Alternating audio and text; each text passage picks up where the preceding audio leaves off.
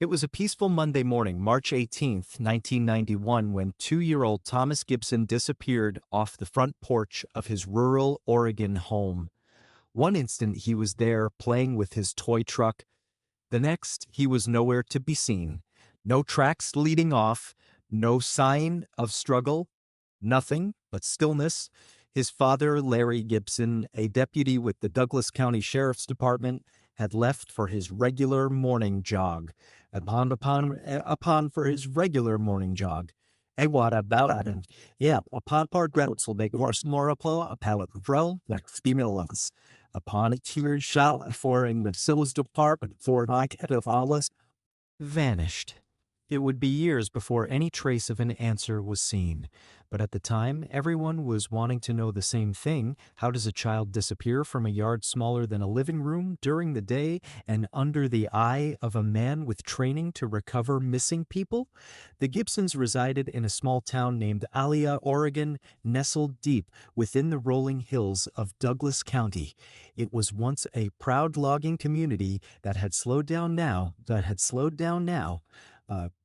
slow flood logging community that had slowed down now. The globe blizzard slowed down now. As the hearts of plugs loads was your individuals there were rugged, reserved, the type who kept to themselves but was present when it mattered.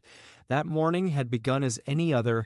The Gibsons' tiny one-story house was at the end of a gravel road with a fenced-in yard and a rickety swing that groaned in the wind. Larry, 34, was well known around town as a clean-cut, solid guy. Solid, the sort of neighbor who waved as he drove past. He was off work that morning. After breakfast, with his wife Judith doing dishes and his children playing between the house and the yard, Larry prepared to take a quick run before lunch. As many deputies did, he kept his service weapon with him even off work, a practice that reassured him. Outside, Thomas toddled in the wet grass, his toy truck making grooves in the dew. Larry stopped to observe him, blonde hair shining in the morning light, before Judith shouted from the kitchen, "Each of the and kitchen she is the kitchen, from the kitchen eat up like hours. You crawled from the Orients as the elf. You get grips and out of the forest. You get forward blonde hair shining in the morning light, before Judith shouted from the kitchen, "Eat dumpling." Larry called back, "I'll just be gone a couple miles." He checked the gate, told Tommy to wait for his sister, and started jogging down the gravel road. "Bye-bye, Daddy," the boy chirped, waving a chubby little hand. The highway curled through open fields, then into a clearing of pine trees.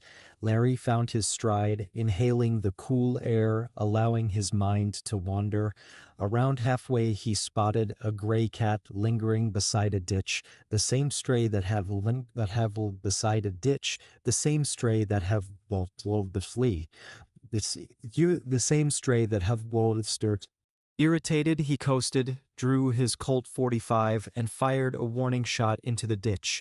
Crows erupted from the trees, then nothing. Larry put the gun away, shook his head, and continued running, already forgetting. By the time he was at the ridge, the road declined and swooped, and the run lasted longer than he'd intended. The air was filled with the smell of pine and damp bark as he headed back home. When he arrived at the house at about 12:15 p.m., Judith was on the porch, squinting behind her hands. Her voice trembled.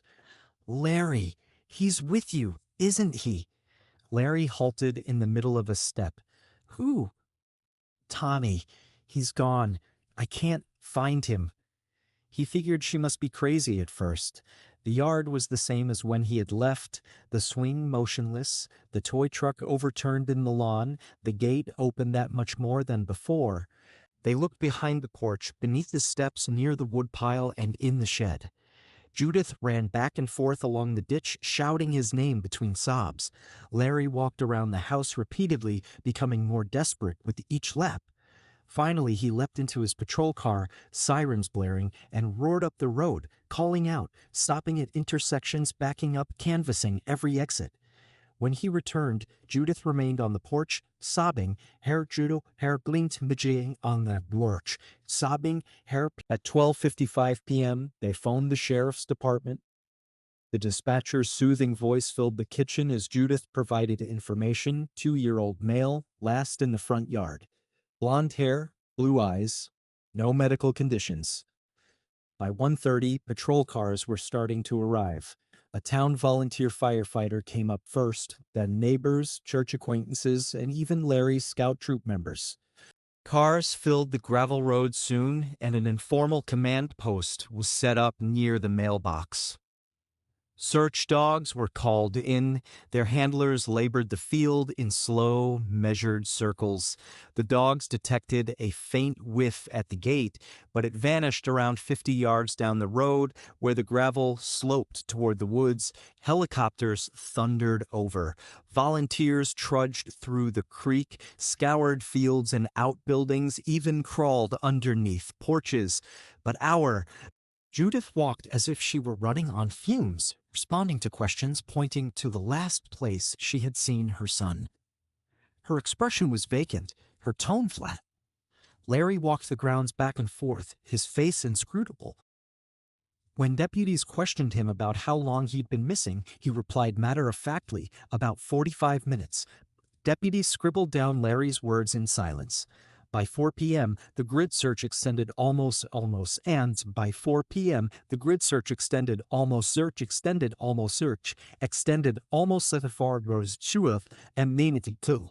Neighbors searched barns, sheds, and open fields. Volunteer firefighters tagged each area that was cleared with strips of bright orange tape, but nothing. No small shoe, no piece of clothing, no footprints, nothing disturbed the grass. It was as if little Thomas had just disappeared into thin air. As the sun set below the western ridge, the air became crisp and biting. Paper cups of coffee moved silently from hand to hand. Someone invited Judith into town to ride back in a car so she could rest, but she wouldn't go. "He'll be back here," she whispered. "He always returns." A short while later, Larry stepped inside and reappeared wearing his full deputy's uniform. When someone asked why, he said it felt right, that he needed to look official. Judith didn't respond. Outside, the search pressed on, dozens of volunteers moving in widening circles that kept it. By 6 p.m., the sheriff called for a pause. "We'll start again at first light," he said quietly. "We're not done." Weary volunteers nodded. One man scooped up the little yellow toy truck from the lawn and placed it atop the porch railing, as if setting it aside to await its owner's return. As the last car finally drove down the road, engine noise grew faint into the hills, leaving but the wind shaking through the trees. Judith was on the porch, arms drawn, engine raise, arms are. Judith was on the porch, arms armed the porch, arms armed Judith, arms arson porch, arms dart arms, and two. Larry was beside her, looking out into the yard, his gaze locked onto the open space where his son had stood merely hours before. Inside, the house softly radiated lamplight. The kitchen table retained untouched sandwiches. The swing in the backyard creaked once, then remained silent. No words were spoken. The world had been reduced to one piece of grass and the awful silence that loomed over it. On the hood of a police cruiser, the maps of the search rested, folded, red lines encircling a center that had not given anything in return. At dawn, the search resumed. Deputies replotted the grid, extending far into the wooded hills north of Elia. Reinforcements joined the search, off-duty officers from nearby towns and Mormon church volunteers. Even Larry's Boy Scout patrol appeared, teens in green uniforms with flashlights and walkie-talkies. They pushed through the underbrush in orderly lines, hollering Thomas's name through the fog. The shouts seemed to disappear before they reached the trees. By mid-morning, there were close to 100 persons out looking. Helicopters buzzed low over Swamp Creek. Deputies on horseback rode the far banks. Fog came in and lay heavy in the valleys, consuming sound and hope equally. Larry roamed between the search groups with a clipboard, delegating areas and checking off maps. Calm, controlled, professional. To his acquaintances, it appeared like concentration. To everyone else, it seemed odd, chilly even. Judith remained near the residence. Every time a vehicle crept by the driveway, she glanced up with a flash of hope that always perished as suddenly as it arose. By lunchtime, the sheriff had called for the outer perimeter to be another mile in all directions. Larry nodded, went inside, and reappeared a few minutes later with the shave and back in uniform, pressed tan shirt, badge shining, sidearm sparkling. It wasn't anyone's idea of a father who's someone. Deputies looked at each other uncomfortably.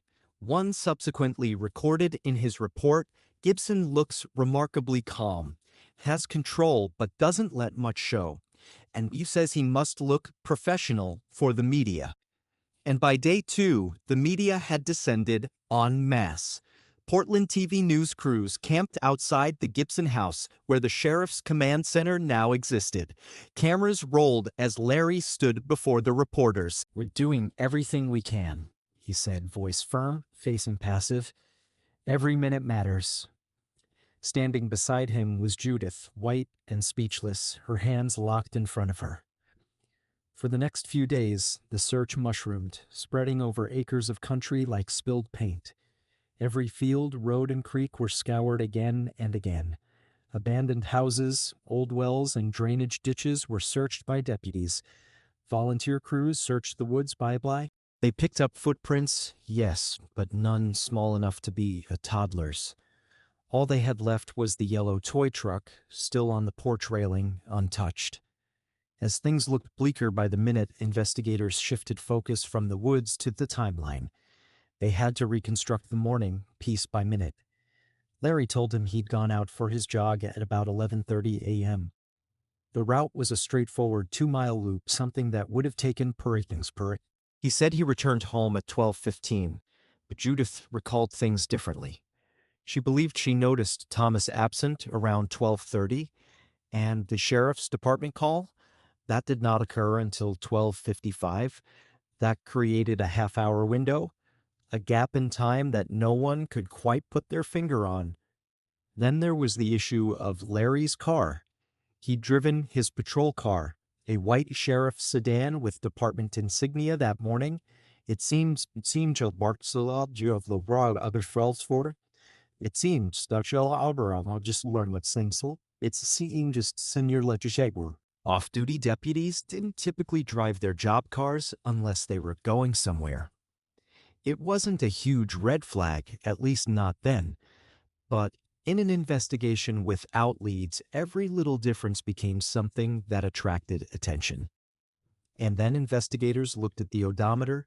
It revealed an additional 7 miles that couldn't be explained. When questioned, Larry explained matter-of-factly that after becoming aware that his son was gone, he'd driven to a local rest stop just in case Tommy had somehow wandered that far off. The sheriff took the explanation for the time being, but made a silent note of it in his report. And then, on top of that, came another contradiction. A couple of days later, Larry confessed that he had, on the morning his son went missing, discharged them. He mentioned he'd shot a stray cat before he went for his jog, missed, and didn't think twice about it. But when detectives went back to that same location, they discovered the cat's corpse by the tree line, roughly 50 yards off the road. The cat was twice shotted, once in the head, once in the chest. Ballistics established both bullets originated from Larry's .45 caliber handgun. A detective afterwards summed it up quietly, but seldom, both in the same account. By late March, the massive search was finished. Helicopters were put in the hangar. Volunteers packed up and left. It was left to a small investigative team operating out of a cluttered office full of files, reports, and lukewarm coffee. Each went nowhere. And then came something new, a report from 4-year-old Karen Gibson. In a subdued room with 2 detectives, Karen related that she witnessed a truck drive into the driveway while her father was outside running. There were a blonde woman and a dark-haired man inside, she said. "They kidnapped Tommy," she whispered. "They left." When questioned about the color of the truck, Karen paused. "Yellow or maybe brown." She had never met the owl. She had never met the IAAO. Her words were laboriously committed to paper, but after detectives returned to verify, no tire tracks appeared in the gravel, no bystanders, no neighbors who had noticed an unfamiliar car that day. Nonetheless, the description was issued: tan or gold pickup truck, possibly older, two people, a man and a woman. Flyers were mimeographed, news releases were broadcast, and motorists throughout Oregon found themselves looking into their rearview mirrors, speculating. No such truck was ever discovered. Within the sheriff's office, unspoken suspicions were forming. A few of Larry's colleagues, men who had worked alongside him for years, grew suspicious. He was distant, irritable when asked about it. He hardly spoke of his son, and then only in a tone that's so sting, and then only in a tone that's so. By April, the sheriff summoned senior staff to a private meeting. Officially, the Gibson case remained an open missing child case. Unofficially, mistrust had begun to develop. Larry was one of theirs, a 12-year veteran, a family man, a neighbor they'd surrounded with support, but the puzzle no longer fit. A jog that was supposed to take 20 minutes took closer to 50, a missed gunshot that proved to strike. A patrol car that should not have moved at all had earned 7 miles of unexplained time, and Larry never lost his cool once throughout it all. By summer, the media attention started to die down. The headlines were filled with new stories. Life in Alia gradually settled back into its quiet pace. The Gibson house, once abuzz with media and search teams, was quiet. Judith quit doing interviews. She attended church less frequently, staying at home quiet. Larry went back to work that June. The department put him on light-duty paperwork, some short patrols scattered here and there, but the rumors never dissipated. Down the hallways, by the coffee machine on late-night shifts, people gossiped, and wherever Larry moved, those rumors had a tendency to trail behind him like a ghost. One deputy would recall entering the locker room and seeing Larry standing in front of the mirror, just staring at roll salt. When asked how he was doing, Larry didn't turn away. "You just keep on doing what you know how to do," he whispered. By July, the sheriff put him on administrative leave, technically for rest and distance. Larry took it without protest. As summer gave way to autumn, the investigation slowed to a low grumble. Detectives double-checked every last detail, re-interviewing the neighbors, combing call logs, redrawing the timeline for what seems like the 100th time. Nothing changed. No one saw a truck. No screams or struggle had been heard by anyone. There was no sign of a struggle in the yard. The only small prints on the lawn were Tommy's. The ballistics report remained unchanged. 2 shots report remained unchanged. 2 shots report all unforgotten and unchanged. 2 shots report remained unchanged. But without any evidence linking those rounds to the disappearance of the boy, it all just remained that, an unsettling fact that amounted to nothing. In September, Judith was interviewed again. She reported Larry was quiet, distant, tired, trying not to think about it too much. She reported to investigators that she thought someone had taken Tommy. She still clung to her daughter's tale about the truck. But when asked if she completely believed Larry's account of what happened, she hesitated. "I think he tells what he can live with," she said softly.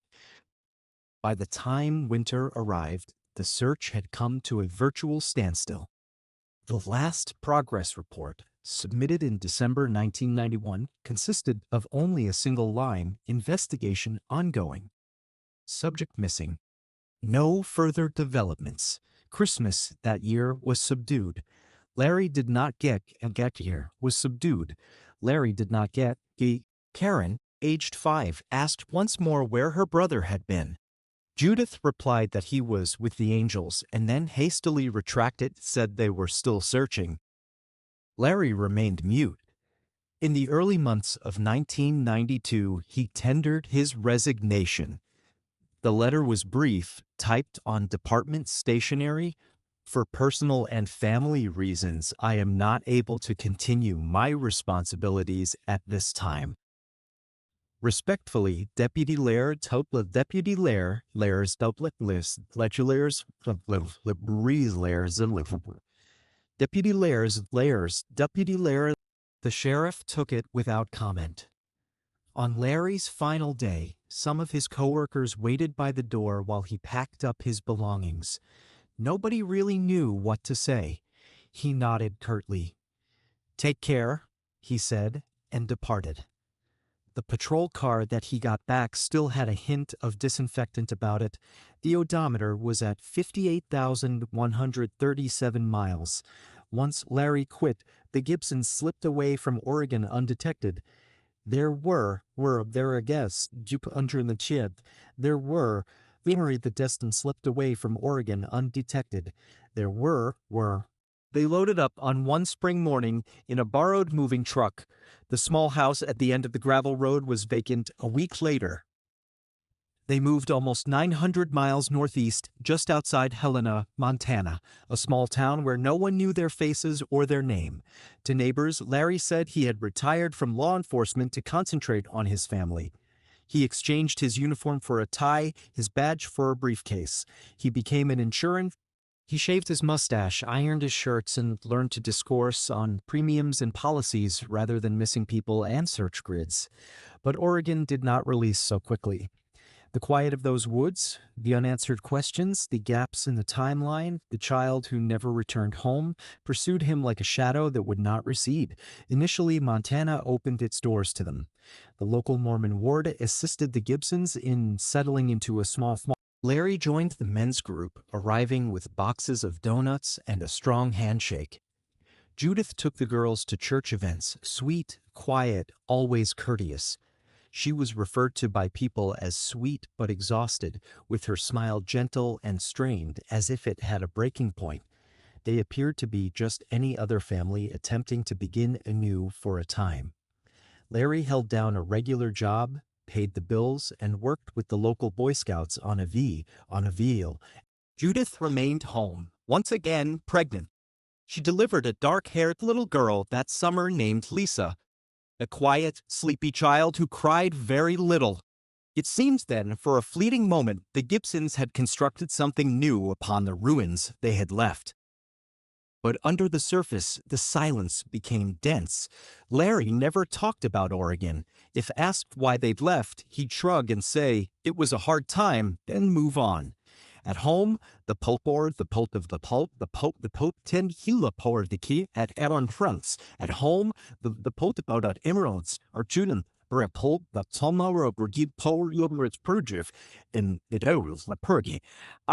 His life settled into quiet routine: work, church, dinner, TV. He barely spoke to Judith, barely spoke to Karen. And whenever the subject of Tommy was brought up, he'd merely get up and walk out of the room, leaving the discussion behind him. Judith did try to remain patient, but the gulf between her and Larry had opened up too wide to be ignored. The silence of their son hung in every quiet moment, unspoken, not forbidden. At night, when she prayed by the bed, she would sometimes whisper Tommy's name softly under her breath, hardly moving her lips for fear Larry would hear. Karen, 5 years old now, didn't grasp the silence. She recalled her brother, his laugh, his toy truck, how he ran after butterflies in the yard. She still inquired about him. Some nights she'd wake up sobbing, telling them she'd seen him in her dreams.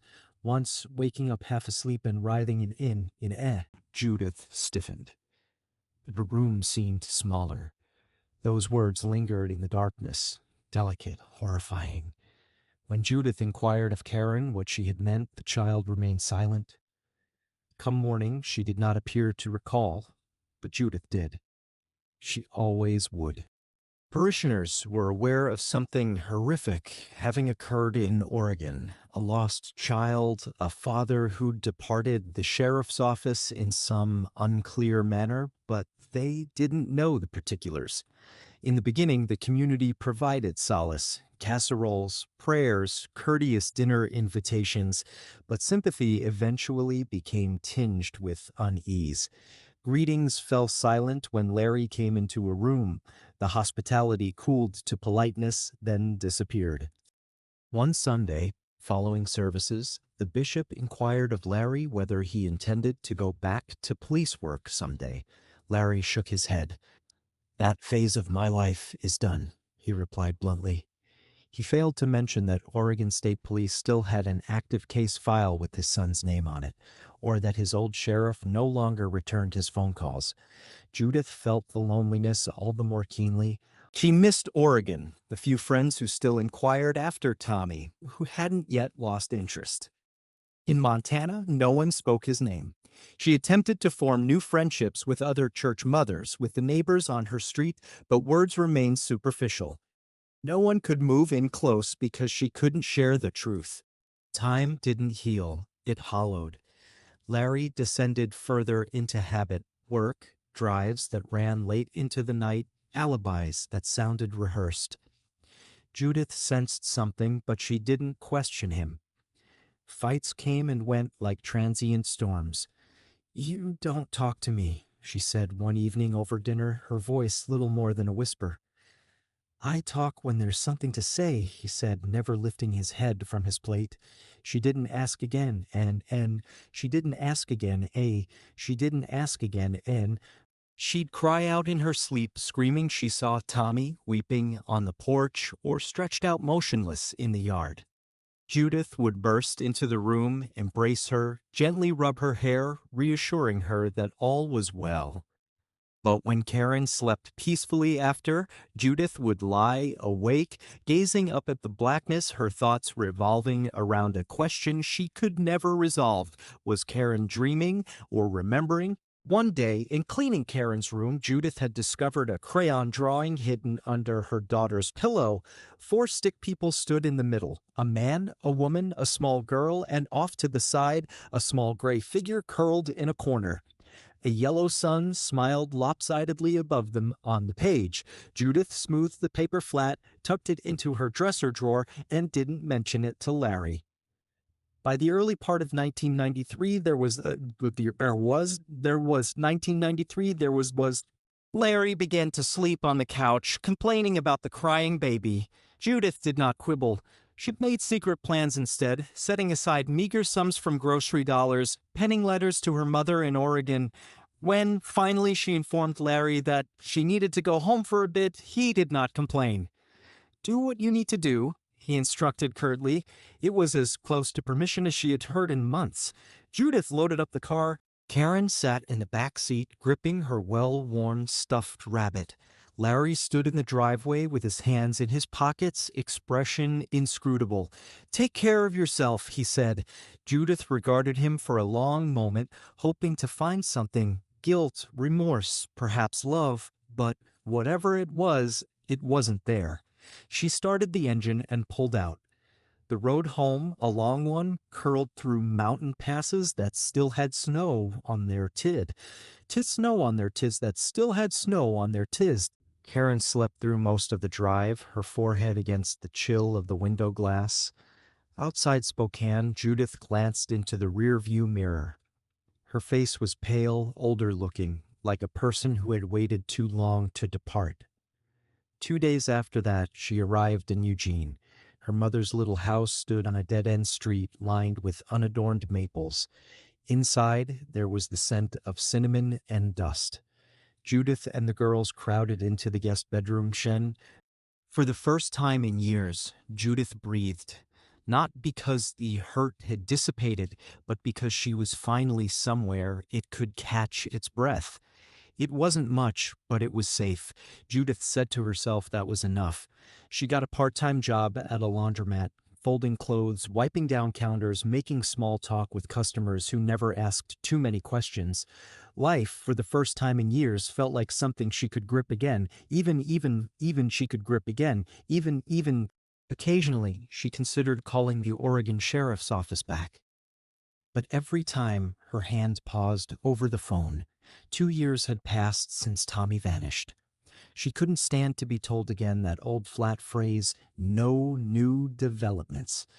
Sometimes silence was more gentle than hope that never varied. The house remained clean, too clean.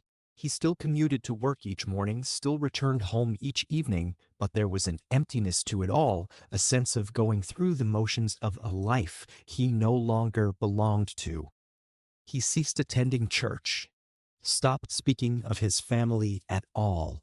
Neighbors described him as courteous enough, but reserved, a man who met your eye but somehow wasn't present. And throughout it all, that March morning in Oregon stayed on, unresolved, unexpressed, indel on, unresolved, unexpressed, indel on, in sorrows, indel at tears, indel shinifik, and inrins and upshur orsing worsligim. As the months passed, Larry's world grew even quieter. His evenings were spent by the window, the TV humming faintly in the background, news, sports, the endless noise of other people's lives. No one in town ever asked about the missing child from Oregon, and Larry never offered the story. Occasionally, late at night, he'd pull out a small box from the drawer.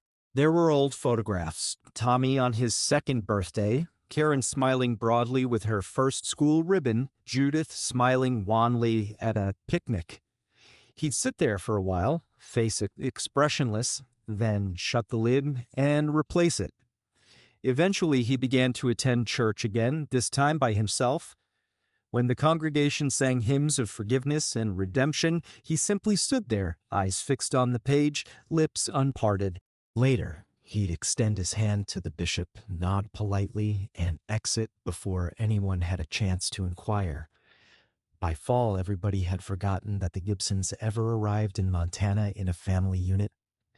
Larry was simply that taciturn insurance agent who sat in the back of the bus. When he did speak of Oregon, rarely it was with the distant voice of a man recounting a dream that no longer belonged to him. Judith observed something subtle but significant back home. Karen's drawings had altered. They were neater now, less somber, but one thing remained constant. Someone was always absent. When Judith inquired about it, Karen shrugged. "It just feels right," she said quietly. Judith got it. Some missing don't go away.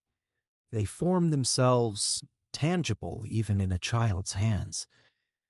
The file on Thomas Gibson remained in the Douglas County evidence room, in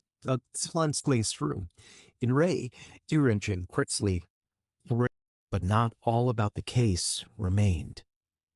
Something moved beneath the quiet, not in the formal reports, but in the flickering, half-glimmered recollections of a young girl who still couldn't sleep at night. 3 years later, the silence was finally broken. It wasn't new evidence or a witness coming forward.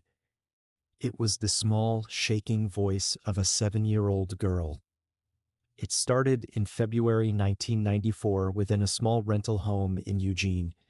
Karen grew more subdued with age, cautious, guarded, the sort of child who counted her words. But during that winter, the nightmares reappeared. They were more acute now, more real.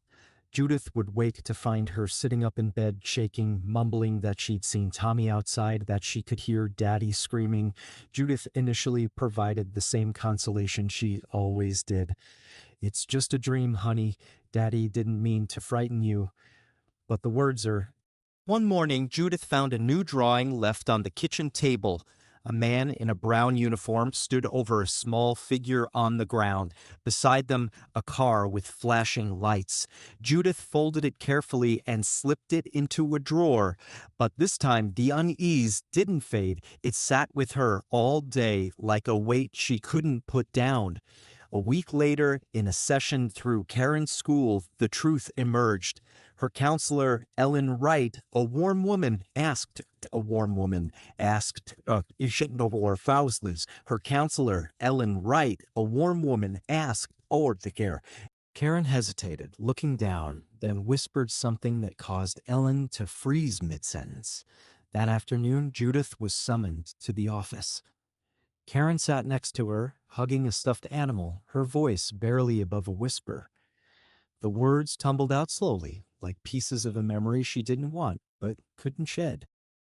"Tommy went outside with Daddy," she said. Daddy was angry. He told Tommy to stay away. He knocked him down. Karen raised to stay away. He knocked him down. Karen raised it. Karen raised. Then, in a softer voice, he placed him in the R car, the one that has the lights. Judith stiffened. Are you positive? She asked. Karen nodded, wide and tearful eyes. He said not to tell. He said he'd send me to the hole, too. The room went still.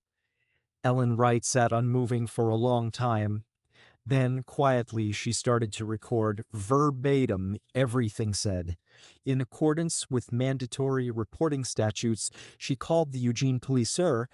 Within 24 hours, the file labeled Thomas Gibson, missing since March 18, 1991, was formally reopened.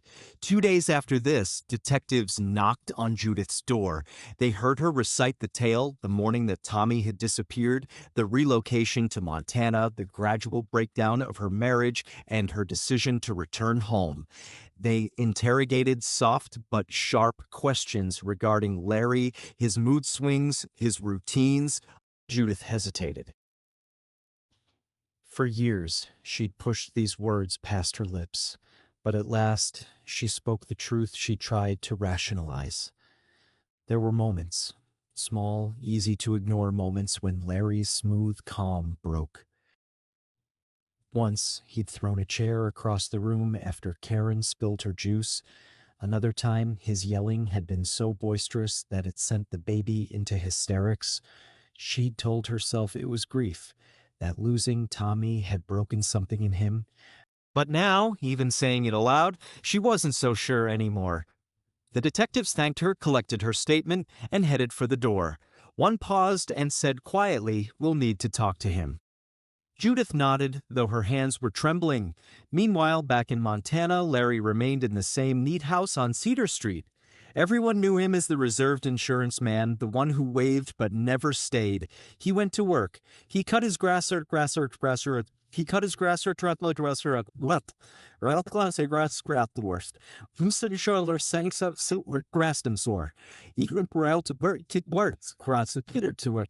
You went to work. You went so well grass so good as grass for art dogs.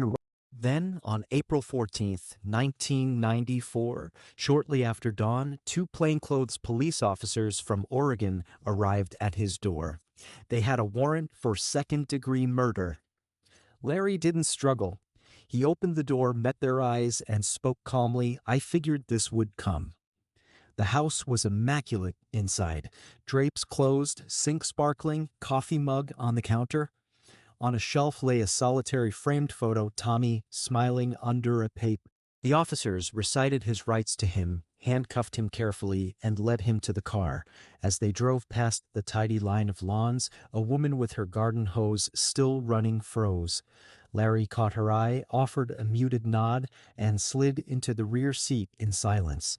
He was extradited to Oregon by the end of the week. When Judith was told, she felt a pain that was half relief and half terror.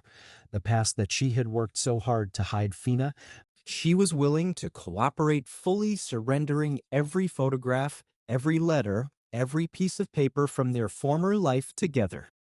During the weeks that followed, Judith contacted Larry's half-sister, Debbie Call, who resided in Iowa.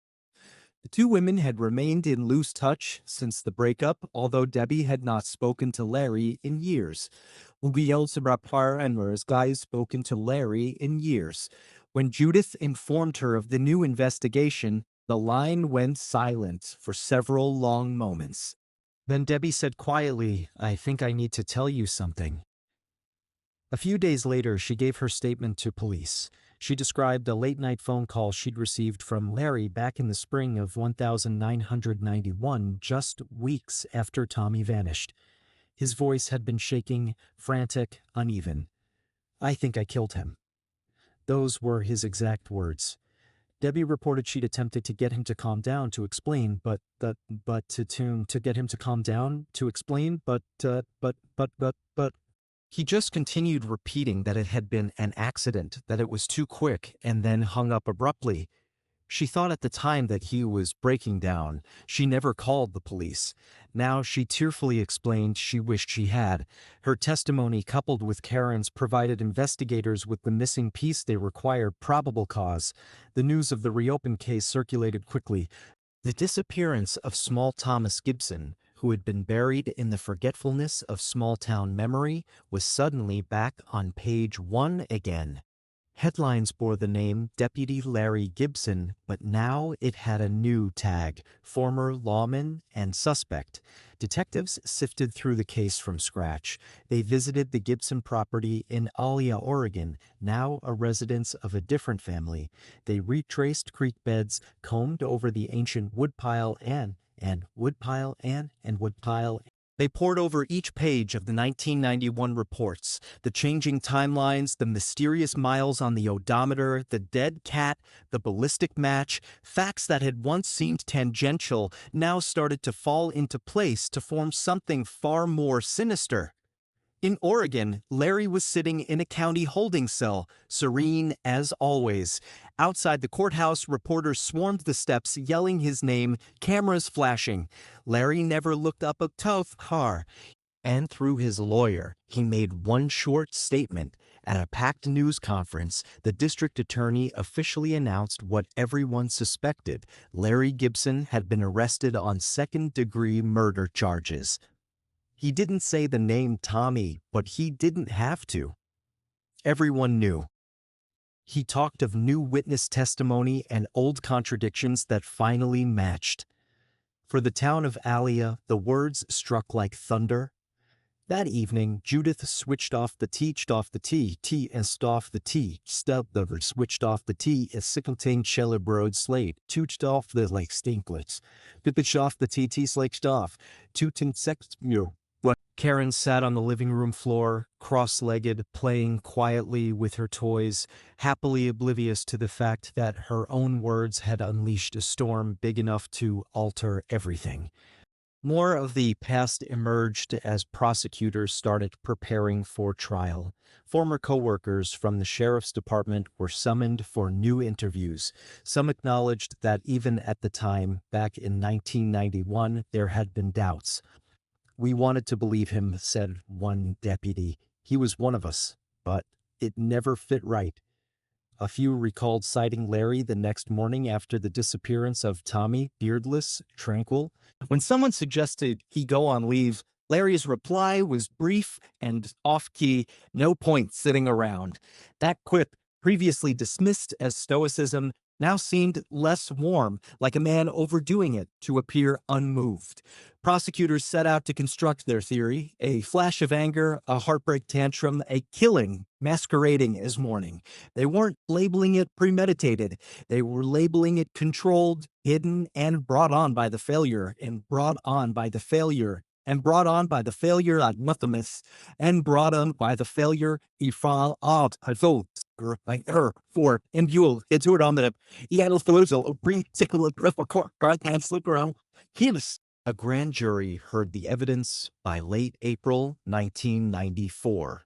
The indictment came quickly. State of Oregon versus Larry Dean Gibson. Second-degree murder in the death of Thomas Dean Gibson.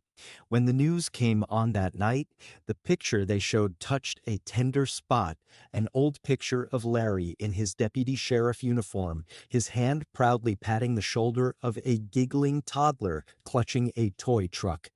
The caption that followed was, "Father de Popper, Father was the little prep, Father this Zalbo no Ikingu, would jur, Kansel, Egelang would shlurit, 2 hits, oh, the."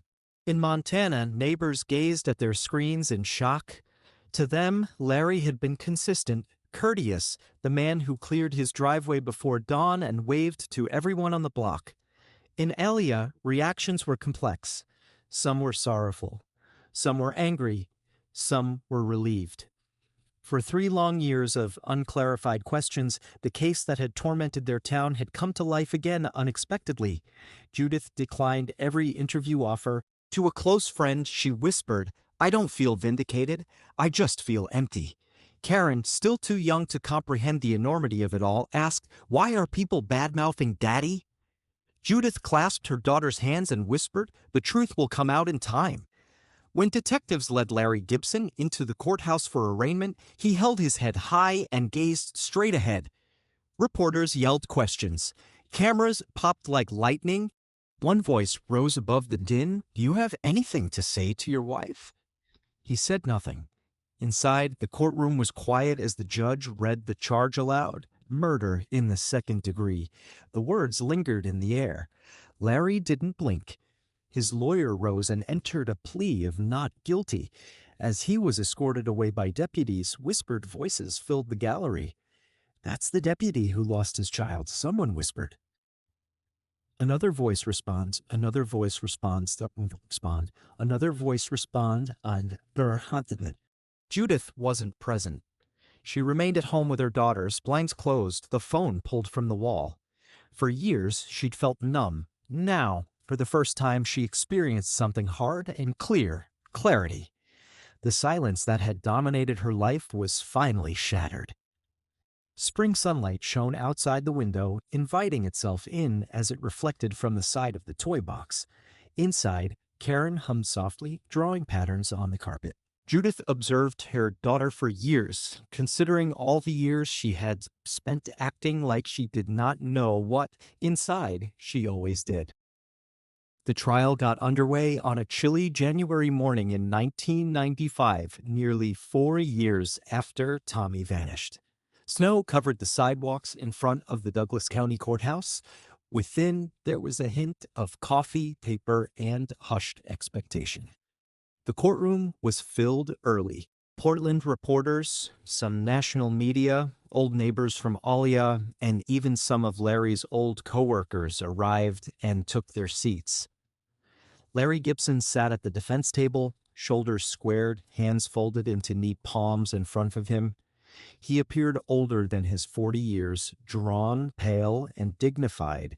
The badge that once adorned his chest was absent. His suit fit loose around the collar. Judith sat in back, her sister beside her row, her sister beside her Ray. Karen had not yet appeared in the room, but her name was whispered from row to row.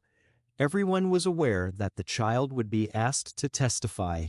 There followed the formal words that began the proceedings: State of Oregon versus Larry Dean Gibson.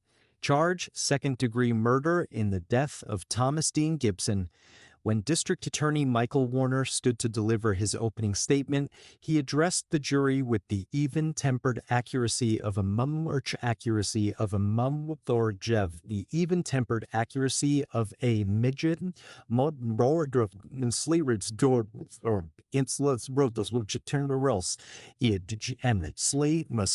this, he said to the jury, is a case about a moment of rage, a moment that took a young life and the 3 years of silence that followed. He started to draw the picture. March 18th, 1991, a still Oregon morning that began like any other. Sheriff's Deputy Larry Gibson took a jog close to his home. He wore his service pistol, as was his routine, he explained, and shot at a stray cat along the perimeter of the yard. The bullet found its target, but that noise, that solitary gunshot, caught the ear of a curious young boy. Tommy toddled towards the sound, towards his dad, towards the still figure. That's when something in Larry broke, the prosecution alleged. Frustration, fury. The pressure of a life pulled too tight. He snapped and hit his son. The punch, Warner said in a hushed tone, was harder than planned.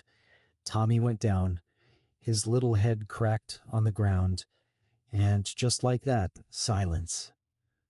A held breath. That, Warner said, was the moment when tragedy became a crime. Rather than screaming for assistance, something any father and definitely any trained deputy would do, Larry opted for concealment. The prosecution contended that he put Tommy's body in a plastic bag, loaded it into his patrol car, and drove away while the confusion of the search erupted later that morning. Then he went back home, showered, shaved, and dressed in his uniform, ready to join the search for the boy that he already knew. It was a case constructed of pieces, memories, timelines, contradictions, and the child's fragile words. But to the state, it was sufficient. During the third day of the trial, the courtroom became totally quiet. 7-year-old Karen Gibson, tiny and pale, got into the witness chair. Her legs didn't quite touch the floor.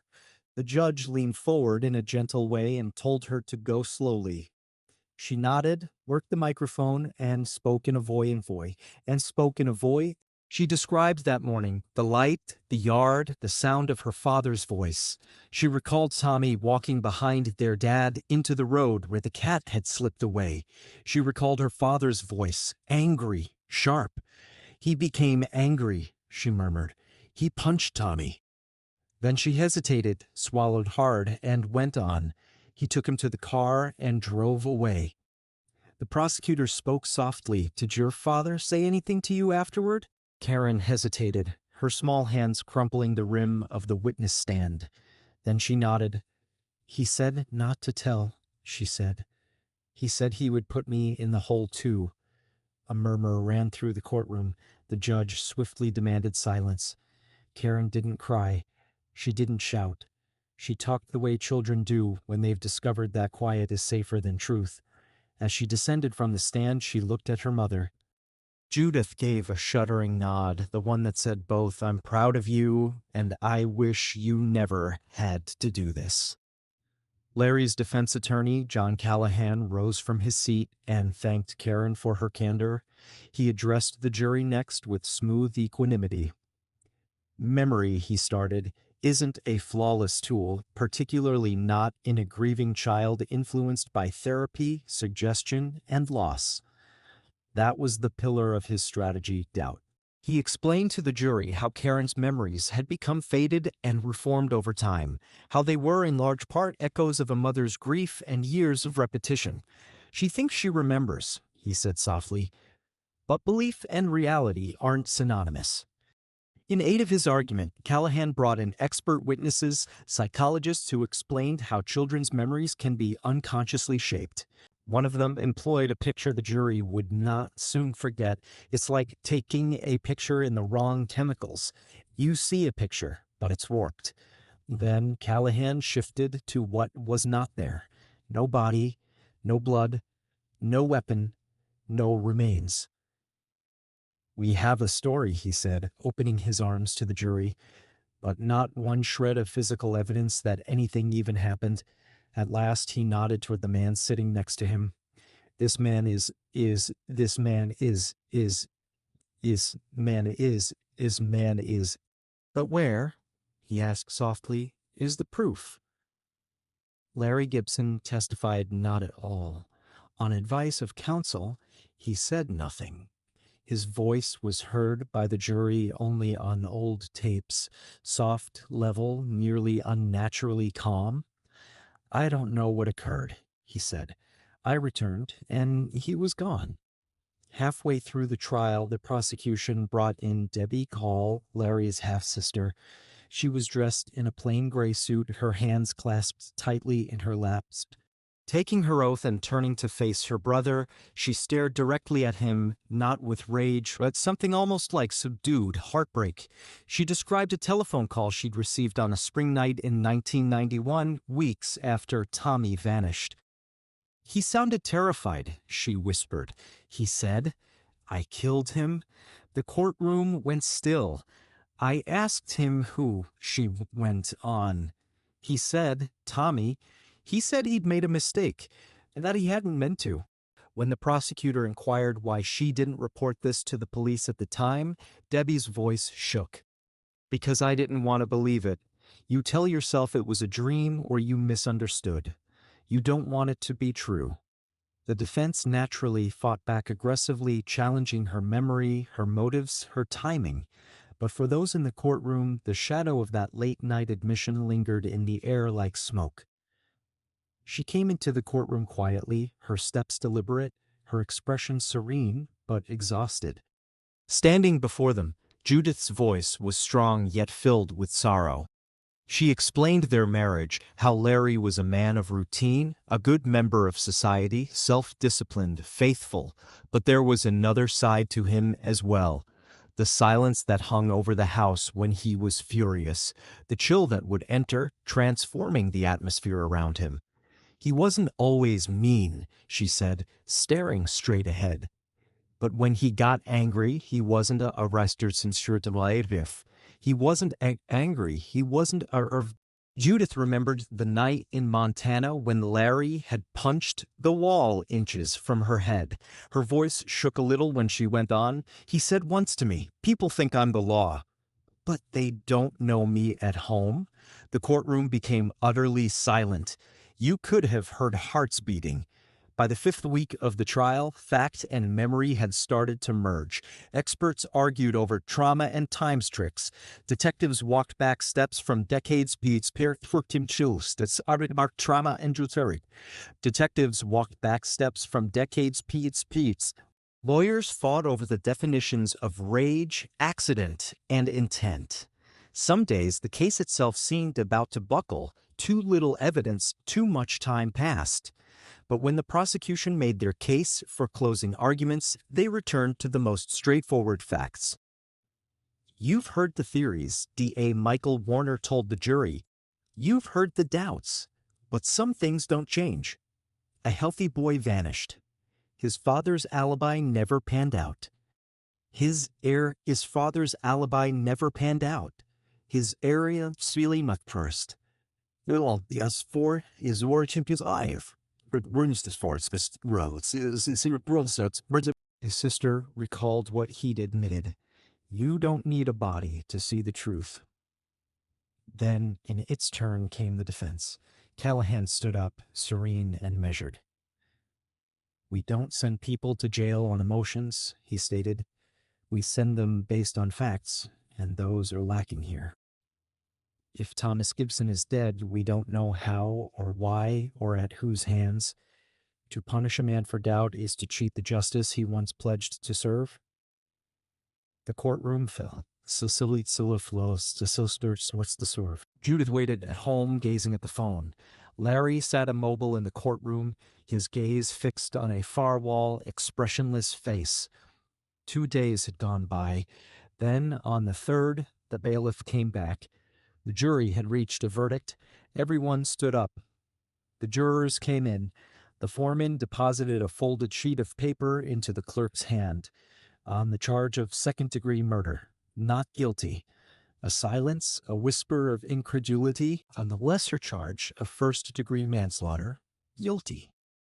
The air changed. Larry breathed once, still not looking up. Judith closed her eyes. The judge thanked the jury and addressed the sentencing. First-degree manslaughter under Oregon law ran 15 to 18 months. Larry was already past almost that in custody.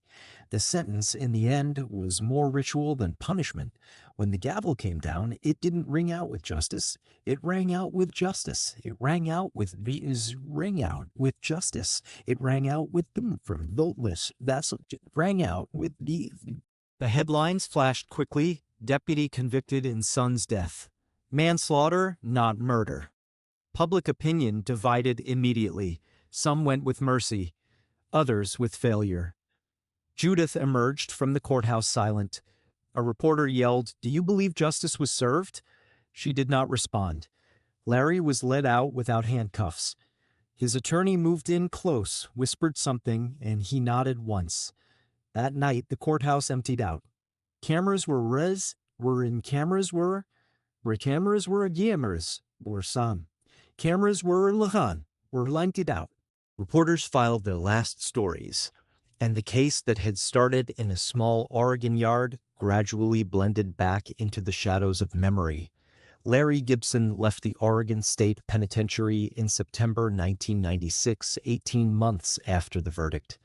Technically, he had already served his time. There were no cameras in waiting, no family reunion, only a parole officer, a folder full of paperwork, and an envelope with $47 after the 47s were rest and support exhaustion for 2 years a month for his support service. 18 months, 47 days for the airport fail safe. Larry signed the papers, breathed in deeply, and emerged into the gray Oregon daylight. He was 43, although he seemed nearer 60. His hair had grown thinner, and the stiff posture of a deputy had given way to something tired, guarded. He didn't glance over his shoulder. He found quiet employment in Montana in a shortened version of his name, L.D. Gibson, retired as an insurance adjuster. The company didn't inquire. He die, he die, he die, he die. On the application forms, the space for children was blanked out. Parole reports at the time: routine, unremarkable. He stuck to his parole routine, arrived on schedule, did his community service, behaved, polite, cooperative, emotionally flat. That's how one officer characterized Larry Gibson, but beyond those mundane reports, the world hadn't exactly released him. The case still divided people right down the middle. To some, it had been a tragic error, a good man who panicked. "Don't make him bad," a neighbor said to a reporter. To others, it was an outrage. If he hadn't been wearing a badge, one said, he'd still be behind bars. Editorials dominated Oregon's newspapers for months. One read, "Deputy or criminal?" Oregon still split on the Gibson case. Another, more caustic, when a badge becomes a shield. In Alsea, the house remained at the gravel road ending where it had first stood. A young couple with 2 children had moved in and played in the same yard where the tale had started. They informed a local newspaper that they didn't feel haunted. "Just don't talk about it," said the husband. "It's easier that way." Karen and Lisa subsequently appeared under their stepfather's name after Judith briefly remarried in 1998. When a reporter knocked at her door years later, Judith opened it softly. "That chapter of our lives is finished," she said. Then she closed the door softly. Early in 2001, working on a borrowed desktop computer and a frustratingly slow dial-up internet connection, he created a basic website. It was on a free service, nothing remarkable. Only black text against a plain white background. The title on the homepage read, at the top, he typed, "My name is Larry Gibson. I am a father. My son disappeared in 1991 from our home in Alsea, Oregon. I was falsely a chalto. I was falsely a birthelating. A grodling or also. Alta. I did my time, but I won't rest until the truth is discovered." He updated the site periodically, posting scanned court records, yellowed newspaper clippings, and lengthy, measured commentaries. One was, "There was no body, no cause of death, no motive." My daughter's memory was manipulated through therapy and suggestion. In another entry, he wrote, "If Tommy is alive, I hope he will one day read this." Hardly anybody saw the page. Those who did either sent sympathy or rage. "You lie," one message stated. "You don't get to call it truth." Larry never replied. By 2003, the domain had lapsed. The site disappeared, just another specter on the early internet. But the case itself would not disappear. Around the mid-1990s, Unsolved Mysteries broadcast Tommy's Tale twice. The first, in 1994, was prior to Larry's arrest. He was depicted as a distraught father pleading for answers. 2 years after that, the same episode was repeated, but with a haunting twist. Following the conviction, the voiceover had shifted. Now it was a warning. Across grainy reenactments, Robert Stack's recognizable voice inquired, how could a law enforcement officer trained to respond in so many ways to emergencies misplace his child while he was in sight of his own front porch? And what actually happened on that still morning in March 1991? The segment sparked Renewed public interest. Letters flooded Douglas County and Oregon State Police tip lines. Some said they'd spotted a boy who bore a striking resemblance to Tommy at a shopping mall in another community, even out of state. Others accused law enforcement of protecting one of their own. None of the tips went anywhere. In 1993, before the trial, Tommy's photo appeared in the Soul Asylum music video for it was part of MTV's campaign highlighting missing children. He was the youngest face shown, wide-eyed, blonde, innocent, beneath the caption, "If you've seen this child, please call." The video aired again in 1996. By then, Tommy had been legally declared deceased. No corpse had ever been discovered. The paradox went unspoken. But for a couple of brief moments, his face flashed once more, snagged between lines of loss and flight, transmitted to millions. For Douglas County residents, that fleeting glimpse was an odd form of eternity, a reminder that at times nothing is left but absence. The sheriff's office closed the open file that same year. Boxes were marked and put away in the annex of evidence. Within was the residue of a life reduced to a case, search maps, and on top one last page bearing a stamp in red ink, unresolved. That closing is phenomenal, poetic, haunting, and cinematic. It wraps the entire saga in a way that feels like true long-form investigative storytelling, something The Atlantic, Washington Post, or a Netflix docuseries narrator would close on. Here's how I'd to polish and format it to give it maximum emotional weight, rhythm, and visual impact without changing your tone or meaning. The case status read, closed. Reason, exceptional clearing for me. On and zero. Ariana's Ladias. Reason, exceptional clearing and brace and wrencher and orchestrator. Slaves gettius. It's just here about it, but what's grabs were and stop about it. Nowhere in the files did the term murder occur. Years later, a fresh-faced detective new to the force came across the box in the vault. He flipped through the papers soundlessly, reading yellowed statements, blurry photos, typed reports. Later, he described it as seeing something that didn't want to be seen. He shut the lid and placed it back. The Gibson family continued to live on in the long shadow of what might never be shown. Judith had no photos. Karen, as a teen, had learned not to speak of her father. When classmates discovered old news reports online, she disavowed any relation. Lisa, the youngest, had known her father only through yellowed clippings and her mother's silence. In one interview years later, Judith's sister remarked, "I forgave him in a way, but not like people think. Not forgiveness that frees you, just the kind that lets you sleep." In Montana, Larry aged it. He bought a trailer outside town, planted tomatoes, and told people he was divorced, that his son had died young. He never mentioned the trial. Once a year, on March 18th, he left flowers by a creek just beyond town. When asked about it, he told a neighbor, "For my boy, he's still out there somewhere." No cameras this time. No search parties. No statements. Just a man and his reflection in the water.